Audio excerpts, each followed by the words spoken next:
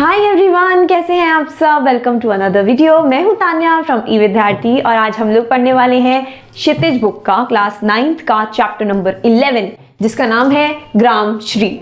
ठीक है जी, ये कविता का सरल भव्याय। ये जो चैप्टर है ये लिखा गया है सुमित्रा नंदन पंत जी के द्वारा। ठीक है जी, आप अच्छे से जो है इनके राइटर का नाम याद कर लीजिएगा क्योंकि it is very very important. और अगर आपको कोई भी MCQ, solution, sample paper, important questions, previous year papers चाहिए या फिर कोई नोट्स चाहिए या आपको समरी चाहिए, वीडियो चाहिए, बुक चाहिए, आपको कुछ भी चाहिए, आप फ्री में डाउनलोड कर सकते हैं ई विद्यार्थी की वेबसाइट से। आपको लिंक जो है डिस्क्रिप्शन बॉक्स में नीचे मिल जाएगा www.evidyarthi.in। तो चलिए वीडियो को शुरू करते हैं। नमस्ते। आज हम सब मिलकर आपकी ही किताब से एक बहुत ही प्यारे कवि सुमित्रा नंदन पंत जी के बारे में जानेंगे, उनके जीवन परिचय को समझेंगे। तो देखते हैं कि आज हमारा सफर कैसा रहेगा। हम जानेंगे कवि का परिचय, उन पर गांधी जी का क्या प्रभाव पड़ा, उनका साहित्यिक जीवन कैसा था, उन्हें कौन कौन से पुरस्कार और सम्मान मिले, फिर उनकी कविता की पहचान क्या है और आखिर में ग्रामश्री कविता की एक छोटी सी झलक देखेंगे। तो चलिए शुरुआत करते हैं पहले हिस्से से और जानते हैं हमारे कवि के बारे में। उनका बचपन कैसा था, कहाँ जन्म हुआ था। सुमित्रा नंदन पंत का जन्म उत्तरांचल के अल्मोड़ा जिले के कौसानी गांव में सन 1900 में हुआ। यानी साल 1900 में उनका जन्म एक बहुत ही खूबसूरत जगह पर हुआ जिसे आज हम उत्तराखंड के नाम से जानते हैं। सोचकर देखिए, चारों तरफ ऊंचे ऊंचे पहाड़, हरियाली ही हरियाली। वाह, ऐसी ही सुंदर जगह पर हमारे कवि ने पहली सांस ली थी। उनकी शिक्षा बनारस और इलाहाबाद में हुई। इसका मतलब है कि उनकी पढ़ाई लिखाई बनारस और इलाहाबाद जैसे बड़े शहरों में हुई। और पता है, उस जमाने में ये दोनों शहर पढ़ाई लिखाई के लिए बहुत ही मशहूर थे, ज्ञान के बड़े गढ़ माने जाते थे। चलिए अब आगे बढ़ते हैं और देखते हैं कि कैसे एक बहुत बड़ी घटना ने हमारे कवि के जीवन पर एक गहरा असर डाला। आज़ादी के आंदोलन के दौरान महात्मा गांधी के आह्वान पर उन्होंने कॉलेज छोड़ दिया। मतलब जब पूरा देश अपनी आज़ादी के लिए लड़ रहा था तब महात्मा गांधी जी ने सबको आवाज़ दी और उनकी एक आवाज़ पर पंत जी ने अपना कॉलेज तक छोड़ दिया। सोचिए, देश के लिए उनके दिल में कितना बड़ा जज्बा रहा होगा। अब आता है सबसे मज़ेदार हिस्सा। चलिए देखते हैं एक लेखक के तौर पर उनका सफ़र, उनका साहित्यिक जीवन कैसा रहा। छायावादी कविता के प्रमुख स्तंभ रहे सुमित्रा नंदन पंत का काव्य क्षेत्र 1916 से 1977 तक फैला है। इसका मतलब है कि वो छायावादी कविता के एक बहुत ही जरूरी कवि थे। जैसे एक इमारत के लिए एक मजबूत खंबा जरूरी होता है, वैसे ही वो हिंदी कविता के लिए थे। और उन्होंने लिखना शुरू किया 1916 में और लिखते रहे 1977 तक। कितना लंबा सफर है ना। हाँ, तो जैसा कि हमने देखा, 1916 से उनकी काव्य यात्रा शुरू हुई और 1977 में उनका देहावसान हो गया। मतलब 60 साल से भी ज्यादा का समय। सोचकर देखिए, इतने सालों तक लगातार इतनी खूबसूरत कविताएं लिखते रहना सच में बहुत बड़ी बात है। सन 1977 में उनका देहावसान हो गया, यानी 1977 में वो हम सबको छोड़कर चले गए।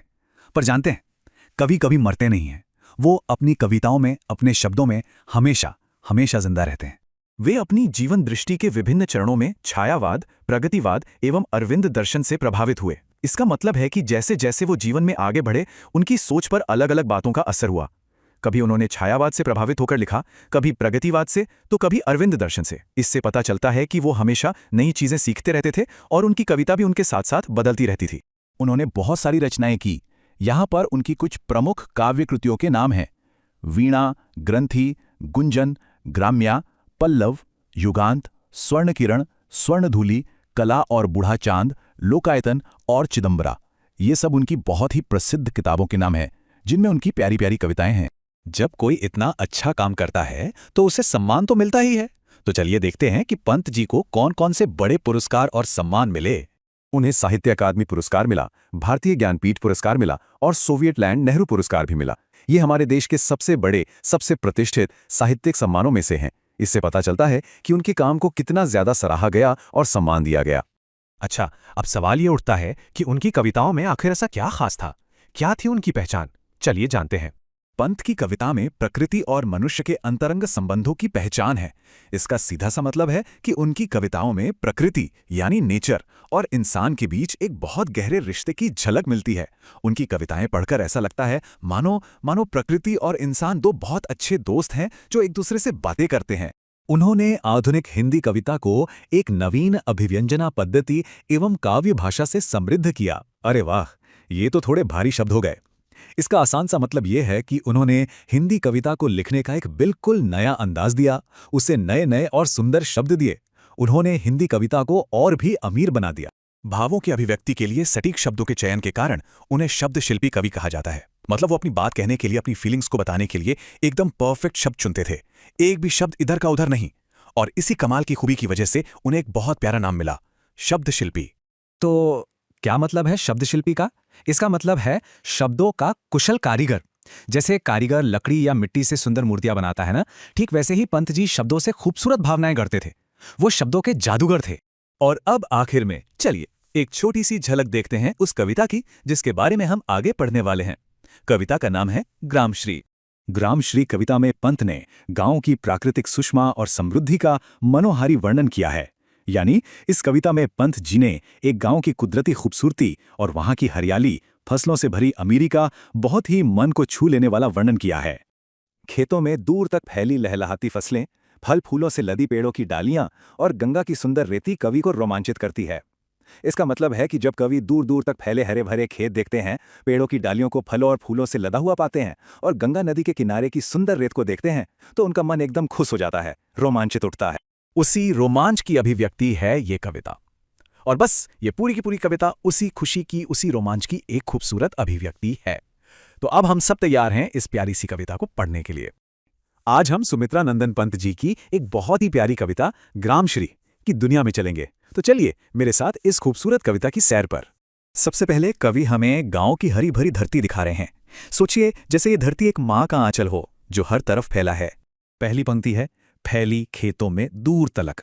इसका सीधा सा मतलब है कि खेत दूर दूर तक, जहां तक नजर जा रही है वहां तक फैले हुए हैं। ऐसा महसूस हो रहा है जैसे हम किसी ऊंची जगह से देख रहे हैं और नीचे सिर्फ हरे भरे खेत ही खेत हैं। अब ये हरियाली कैसी है? कवि कहते हैं मखमल की कोमल हरियाली। मतलब ये हरियाली मखमल की तरह एकदम मुलायम, एकदम सॉफ्ट है। पढ़ते ही मन में एक बहुत नरम सा एहसास होता है ना, जैसे हम उस मुलायम घास को छू सकते हैं। और इस हरियाली पर लिपटी जिससे रवि की किरणें, रवि यानी सूरज, तो सोचिए उस मखमली हरियाली से सूरज की किरणें लिपटी हुई हैं। सुबह सुबह का कितना प्यारा नजारा होगा जब सूरज की किरणें घास को ऐसे छू रही हैं जैसे उसे प्यार से गले लगा रही हों। चांदी की सी उजली चाली। और जब यही किरणें घास पर पड़ी ओस की बूंदों पर पड़ती हैं तो वो चमक उठती हैं। ऐसा लगता है जैसे किसी ने पूरी धरती पर चांदी की एक चमकदार जाली बिछा दी हो। कितना जादुई लगता है ये सुनने में। अगली लाइन है, तिनकों के हरे हरे तन पर। अरे वाह, कवि की कल्पना तो देखिए। वो घास के छोटे छोटे तिनकों को भी एक शरीर की तरह देख रहे हैं, जैसे हर तिनके का अपना एक हरा बदन हो। हिल हरित रुधिर है रहा झलक। और तो और कवि कहते हैं कि उन तिनकों के अंदर का जो हरा रस है वो ऐसे दिख रहा है जैसे वो उनका हरा खून यानी रुधिर हो। इस लाइन से ऐसा लगता है कि पूरी प्रकृति में जान है, उसमें जिंदगी दौड़ रही है। अब जरा ऊपर की ओर देखिए, श्यामल भूतल पर झुका हुआ। श्यामल मतलब सांवला या गहरा हरा। तो इस हरी भरी धरती पर आसमान ऐसे झुका हुआ है जैसे वो उसे अपनी बाहों में लेकर उसकी रक्षा कर रहा हो। नभ का चिर निर्मल नील फलक। और ये आसमान कैसा है? हमेशा से एकदम साफ, निर्मल और नीला, एक बहुत बड़े नीले कैनवस की तरह। इसकी ये सफाई और ये विशालता मन को कितनी शांति देती है। तो ये तो थी धरती और आसमान की बात। अब चलिए आगे बढ़ते हैं और देखते हैं कि इस धरती पर जो फसलें उग रही हैं वो कितनी सुंदर लग रही हैं। रोमांचित सी लगती वसुधा। वसुधा यानी धरती। जब नई नई फसलें उगती हैं तो धरती इतनी खुश और उत्साहित हो जाती है कि लगता है मानो उसके रोंगटे खड़े हो गए हों। प्रकृति के अंदर की एक नई खुशी है ये। और धरती इतनी खुश क्यों है? क्योंकि आई जौ गेहूं में बाली। जौ और गेहूं के पौधों पर फसल की बालियां आ गई हैं। ये तो किसानों के लिए खुशी और अच्छी फसल का संकेत है। अरहर सनई की, सोने की। सिर्फ जौ गेहूं ही नहीं, अरहर और सनई की फसलें भी पककर सोने की तरह सुनहरी हो गई हैं। कवि को ये फसलें नहीं बल्कि खेतों में बिखरा हुआ सोना लग रही हैं। किनकिनियां हैं शोभाशाली। किनकिनियां मतलब घुंघरू या कमरबंद। जब हवा चलती है तो इन फसलों की फलियां आपस में टकराकर इतनी मीठी आवाज करती हैं मानो किसी ने खूबसूरत घुंघरू पहन रखे हों। ये प्रकृति का अपना संगीत है। उड़ती भीनी तैलाक्त गंध। इन सुंदर नज़ारों के साथ साथ हवा में एक मीठी और हल्की तेल जैसी खुशबू भी फैली हुई है। ये खुशबू हमें बताती है कि ये गांव सिर्फ देखने में ही नहीं बल्कि अपनी महक में भी कितना जिंदा दिल है। अच्छा, ये भीनी भीनी खुशबू आ कहाँ से रही है? ये आ रही है फूली सरसों पीली पीली, खिले हुए पीले पीले सरसों के फूलों से। दूर दूर तक फैले ये पीले खेत आंखों को कितना सुकून देते हैं, मानो धरती ने एक सुंदर सी पीली चादर ओढ़ ली हो। लो, हरित धरा से झांक रही। तभी अचानक कवि कहते हैं, अरे देखो, इस हरी भरी धरती के बीच से कोई झांक रहा है। यह एक बहुत ही प्यारा सा सीन है, जैसे कोई छोटा बच्चा शरारत में छिपकर देख रहा हो। और ये कौन झांक रहा है? नीलम की कली तीसी नीली। ये हैं तीसी यानी अलसी के नीले फूल, और ये फूल नीलमणि जैसे कीमती पत्थर की तरह चमक रहे हैं। चारों तरफ की हरियाली और पीले रंग के बीच ये नीला रंग बहुत ही सुंदर लग रहा है। फसलों के बाद अब हम गांव के रंग बिरंगे फूलों की दुनिया में चलते हैं। इन्हें देखकर ऐसा लगता है मानो वे सब एक साथ मिलकर हंस खेल रहे हों। रंग रंग के फूलों में रिलमिल, इसका मतलब है कि तरह तरह के रंगों वाले फूल आपस में ऐसे घुल मिल गए हैं जैसे वे सब मिलकर कोई रंगीन त्योहार मना रहे हों। हंस रही सखियां मटर खड़ी। देखिए, मटर के पौधे ऐसे लग रहे हैं जैसे कुछ सहेलियां एक साथ खड़ी होकर हंस रही हैं और बातें कर रही हैं। यह देखकर दोस्ती और खुशी का एहसास होता है। मखमली पेटियों सी लटकी, और इन मटर के पौधों पर जो फलियां लगी हैं वो मखमल से बनी छोटी छोटी डिब्बियों की तरह लटक रही हैं। उनकी कोमलता का एहसास तो हमें बस पढ़ने से ही हो रहा है। छीमियां छिपाए बीज लड़ी, और इन प्यारी सी फलियों ने अपने अंदर बीजों की एक पूरी माला छिपा रखी है। ये एक प्यारे से राज जैसा है, जैसे किसी डिब्बे में कीमती मोती रखे हों। तो फूल तो हैं, लेकिन ये खूबसूरत नज़ारा अभी अधूरा है। इसे पूरा करने के लिए अब आ रही हैं रंग बिरंगी तितलियां। देखिए कैसे तितलियां और फूल मिलकर एक प्यारा सा खेल खेल रहे हैं। फिरती है रंग रंग की तितली। हवा में बहुत सारे अलग अलग रंगों की तितलियां यहां से वहां उड़ रही हैं, और उनके आने से ये पूरा माहौल और भी ज्यादा जिंदा दिल और रंगीन हो गया है। रंग रंग के फूलों पर सुंदर, और ये रंग बिरंगी तितलियां उतने ही सुंदर और रंग बिरंगे फूलों पर मंडरा रही हैं, जैसे रंगों का रंगों से मिलन हो रहा हो। एकदम परफेक्ट मैच। फूले फिरते हैं फूल स्वयं। अब कवि को एक बहुत ही प्यारी चीज महसूस हो रही है। उन्हें लग रहा है कि तितलियों को देखकर फूल भी इतने खुश हो गए हैं कि वो खुद ही उड़ने लगे हैं। क्या कमाल की कल्पना है। उड़ उड़ वृंतों से वृंतों पर। यह नज़ारा इतना जादुई है कि ऐसा लग रहा है मानो फूल खुद ही एक डाली से उड़कर दूसरी डाली पर जा रहे हों। और इसी के साथ कवि हमें प्रकृति की उस दुनिया में छोड़ जाते हैं जहां हर कोई खुश है, आजाद है। अरे वाह, यहाँ तो वसंत का मौसम आते ही पेड़ पौधे खुशी से झूम उठे हैं। तो पहली लाइन है, अब रजत स्वर्ण मंजरियों से लद गई आम्रतरु की डाली।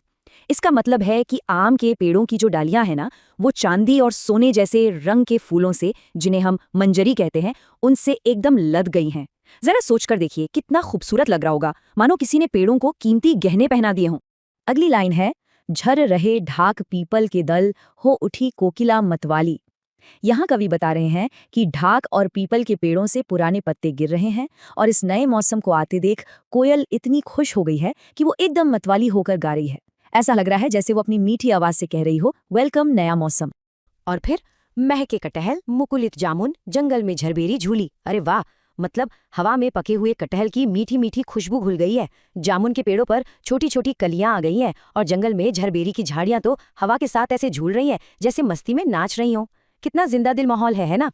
चलिए, पेड़ों की ये बहार तो हमने देख ली। अब आगे बढ़ते हैं और देखते हैं गांव के उन बगीचों को जो रंग बिरंगे फलों और सब्जियों से भरे पड़े हैं। कविता कहती है, फूले आड़ू, नींबू, दालिम, आलू, गोभी, बैंगन, मूली। इसका मतलब है कि आड़ू, नींबू और अनार के पेड़ों पर फूल खिल गए हैं, और जमीन पर देखिए, आलू, गोभी, बैंगन, मूली सब कुछ उगा हुआ है। ऐसा लग रहा है जैसे प्रकृति ने अपना पूरा खजाना ही इस गांव पर लुटा दिया। अब ये लाइन देखिए, पीले मीठे अमरूदों में अब लाल लाल चित्तियां पड़ी। देखा, कवि कितनी छोटी छोटी चीजों पर ध्यान देते हैं। वो बता रहे हैं कि जो मीठे पीले अमरूद है ना, उन पर अब छोटी छोटी लाल चित्तियां यानी डॉट्स आ गए हैं, और ये इस बात का इशारा है कि भाई अब हम पक चुके हैं, आ जाओ और हमें खा लो। और आगे, पक गए सुनहले मधुर बेर, अम्बली से तरु की डाल जड़ी। मतलब सुनहरे रंग के मीठे बेर भी अब पक गए हैं। और आंवले के पेड़, अरे वाह, वो तो ऐसे लग रहे हैं जैसे उनकी डालियों को किसी ने हरे हरे मोतियों से सजा दिया हो। अब जरा सब्जियों के खेत की तरफ नजर डालते हैं। लहलहा पालक, मह मह धनिया, लौकी और सेम फली फैली। इसका मतलब है कि पालक हवा में खुशी से लहलहा रहा है, धनिये की ताज़ी खुशबू हर तरफ फैल गई है, और लौकी और सेम की बेलें तो बस फैलती ही जा रही हैं जहां भी उन्हें जगह मिल रही है। और ये रंगों का कमाल देखिए, मखमली टमाटर हुए लाल, मिर्चों की बड़ी हरी थैली, मखमल जैसे सॉफ्ट सॉफ्ट टमाटर अब पककर एकदम लाल हो गए हैं। और मिर्च के पौधे, वो तो ऐसे लग रहे हैं जैसे कोई बड़ी बड़ी हरी थैलियां हो जो मिर्चों से भरी हुई हैं। क्या कमाल का कॉन्ट्रास्ट है, लाल और हरा। तो भाई, फलों और सब्जियों के बागों से निकलकर अब हम आ पहुंचे हैं गंगा नदी के एकदम शांत और सुंदर किनारे पर।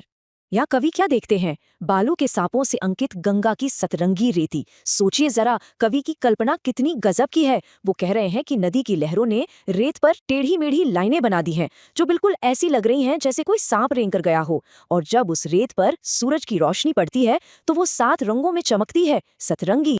और वहां क्या है, सुंदर लगती सरपत छाई तट पर तरबूजों की खेती। मतलब नदी के किनारे पर जो लंबी लंबी घास, जिसे सरपत कहते हैं, वो फैली हुई है और बहुत सुंदर लग रही है। और उसी के पास में तरबूजों की खेती हो रही है। कितना सुकून देने वाला नजारा। अब जरा इस प्यारी सी इमेज को अपने मन में बनाइए। अंगुली की कंघी से बगुले कलंगी सवारते हैं कोई। कवि कह रहे हैं कि नदी के किनारे जो बगुले खड़े हैं, वो अपनी चोंच से अपने सिर की पंखों को, मतलब अपनी कलगी को, ऐसे ठीक कर रहे हैं जैसे कोई अपनी उंगलियों से बालों में कंघी कराओ। कितना क्यूट है। और इस शांति को और बढ़ाते हैं ये पक्षी। तिरते जल में सुरखाब, पुलिन पर मगरौठी रहती सोई। मतलब गंगा के पानी में सुरखाब पक्षी बड़े मजे से तैर रहे हैं और किनारे पर एक और पक्षी है मगरौठी, जो आराम से सो रहा है। चारों तरफ बस शांति ही शांति है। तो दोस्तों, अब धीरे धीरे दिन ढल रहा है और हमारी ये यात्रा अब गांव की एक शांत और जादुई रात की तरफ बढ़ रही है। रात का माहौल कैसा है? हसमुख हरियाली हिम आतप, सुख से अलसाए से सोए। इसका मतलब है कि सर्दियों की जो हल्की हल्की धूप है, उसमें गांव की ये खुशमिजाज हरियाली भी एकदम आलस में भरकर बड़े सुख से सो रही है। ऐसा लग रहा है जैसे पूरी प्रकृति ही एक प्यारी सी झपकी ले रही हो। और फिर भीगी अंधियाली में निशी की तारक स्वप्नों में से खोए। रात है तो अंधेरा है, और वो अंधेरा ओस की नमी से भीगा भीगा सा है। और उस अंधेरे में आसमान के तारे ऐसे चमक रहे हैं मानो वो भी अपने सपनों में खो गए हों। इससे पूरा माहौल और भी शांत और खूबसूरत लग रहा है। अब कविता की सबसे खूबसूरत लाइनों में से एक, मरकत डिब्बे सा खुला ग्राम जिस पर नीलम नभ आच्छादन। यहाँ कवि ने क्या कमाल की तुलना की है। वो कहते हैं कि ये जो हरा भरा गांव है, ये एक खुले हुए मरकत यानी हरे रंग के कीमती पत्थर के डिब्बे जैसा है, और उसके ऊपर जो नीला आसमान है वो उस डिब्बे का नीलम यानी नीले रत्न का ढक्कन है। वाह। और आखिरी लाइन है, निरुपम हिमांत में स्निग्ध शांत, निज शोभा से हरता जनमन। तो अंत में कवि कहते हैं कि सर्दियों के खत्म होने के इस प्यारे से समय में गांव की ये अनोखी, कोमल और शांत सुंदरता हर किसी का मन मोह लेती है, हर किसी का दिल जीत लेती है। ये एक ऐसी खूबसूरती है जो हमेशा के लिए याद रह जाती है। उम्मीद करती हूँ आपको अच्छे से सब कुछ समझ आ गया होगा, आपको पूरा चैप्टर अच्छे से अब क्लैरिटी मिल गई होगी। ठीक है, और अगर आपको कोई भी प्रॉब्लम हो तो आप हमको बता सकते हैं, कमेंट सेक्शन में लिख सकते हैं, हम आपका रिप्लाई कर देंगे जी। और आप चाहें तो फ्री में डाउनलोड भी कर सकते हैं, प्रीवियस ईयर पेपर सॉल्व कर सकते हैं। तो मिलते हैं आपसे नई वीडियो में, next video chapter number 12। Bye.